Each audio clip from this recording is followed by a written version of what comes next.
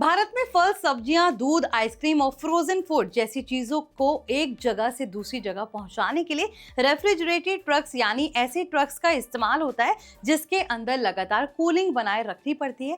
लेकिन इस कूलिंग के लिए अगर ट्रक के इंजन पर ही डिपेंड रहना पड़े तो डीजल की खपत और रनिंग कॉस्ट दोनों बढ़ जाती है। अब इसी प्रॉब्लम का एक इंटरेस्टिंग सॉल्यूशन लेकर आई है आईआईटी दिल्ली की इंजीनियर शाइवी मलिक, जिन्होंने अपनी टीम के साथ ऐसा बैटरी पावर्ड रेफ्रिजरेशन सिस्टम तैयार किया है जो ट्रक के इंजन से अलग काम करता है और कंपनी के अकॉर्डिंग रेफ्रिजरेशन कॉस्ट को करीब 75% तक कम कर सकता है। Hi everyone, you are watching NBT tech on the go. I am your host Mohini Singh. Shaivi Malik IIT Delhi से बायोटेक्नोलॉजी ग्रेजुएट हैं और उन्होंने अपने साथियों विवेक महिंद्राकर और धार्मिक बपोद्रा के साथ मिलकर युद्ध एनर्जी की शुरुआत की थी। कंपनी की शुरुआत 2022 में हुई और बाद में आईआईटी मद्रास के इंक्यूबेशन प्रोग्राम का हिस्सा भी बनी। टीम का फोकस शुरू से ही क्लाइमेट और एनर्जी से जुड़े प्रॉब्लम्स पर था और इसी दौरान उन्होंने इंडिया की कोल्ड चेन लॉजिस्टिक्स की एक बड़ी प्रॉब्लम पर काम करना शुरू किया है। दरअसल जब किसी ट्रक में रेफ्रिजरेटर यानी रेफ्रिजरेशन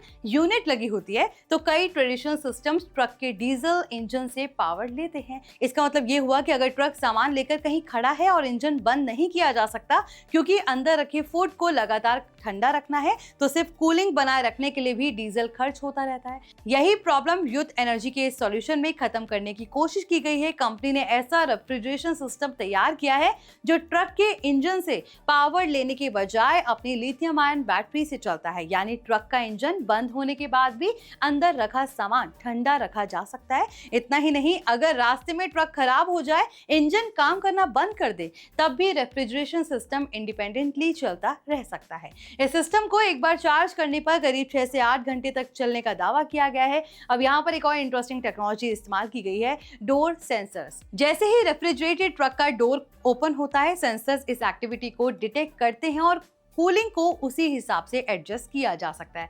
यानी जरूरत के हिसाब से रेफ्रिजरेशन सिस्टम अपना काम करता है और बेवजह एनर्जी वेस्ट कम करने की कोशिश भी करता है। खास बात यह है कि ये सिस्टम सिर्फ डीजल ट्रक्स के लिए नहीं है, इसे कन्वेंशनल डीजल ट्रक्स के साथ साथ इलेक्ट्रिक व्हीकल्स में भी लगाया जा सकता है। यानी ट्रांसपोर्ट इंडस्ट्री अगर धीरे धीरे इलेक्ट्रिक ट्रक्स की तरफ जाती है तब भी ऐसी इंडिपेंडेंट रेफ्रिजरेशन टेक्नोलॉजी काम आ सकती है। अब सबसे बड़ी बात आती है कॉस्ट सेविंग की। युद्ध एनर्जी का दावा है कि इसका जो सिस्टम रेफ्रिजरेशन की रनिंग कॉस्ट को करीब 75% तक कम कर सकता है, क्योंकि कूलिंग के लिए ट्रक के इंजन को लगातार चलाने और डीजल खर्च करने की जरूरत कम हो जाती है। कंपनी के अकॉर्डिंग इस्तेमाल के आधार पर इस यूनिट से सालाना करीब 3 से 36 टन तक CO2 एमिशंस कम की जा सकते हैं। यानी फायदा सिर्फ ट्रक ऑपरेटर के खर्च तक सीमित नहीं है, बल्कि फ्यूल कंजप्शन और कार्बन एमिशंस को कम करने का भी हो सकता है। और ये टेक्नोलॉजी सिर्फ एक आइडिया या फिर कॉलेज प्रोजेक्ट बनकर नहीं रह गई है।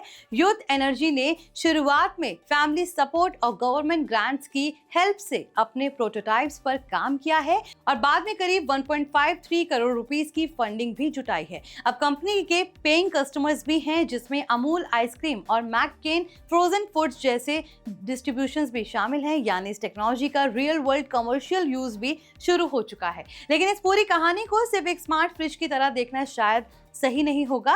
असल में ये इंडिया की कोल्ड चेन इंफ्रास्ट्रक्चर की एक बड़ी प्रॉब्लम को सॉल्व करने की कोशिश करता है। तो अब आप बताइए कि आईआईटी दिल्ली के इन स्टूडेंट्स का ये प्रोजेक्ट आपको कैसा लगा? हमें कमेंट सेक्शन में अपनी राय जरूर दें। फिलहाल इस वीडियो में बस इतना ही। वीडियो पसंद आया तो इसे लाइक करें, शेयर करें, साथ ही ऐसे ही लेटेस्ट टेक अपडेट्स के लिए हमारे channel NBT tech on the go को सब्सक्राइब कर लें।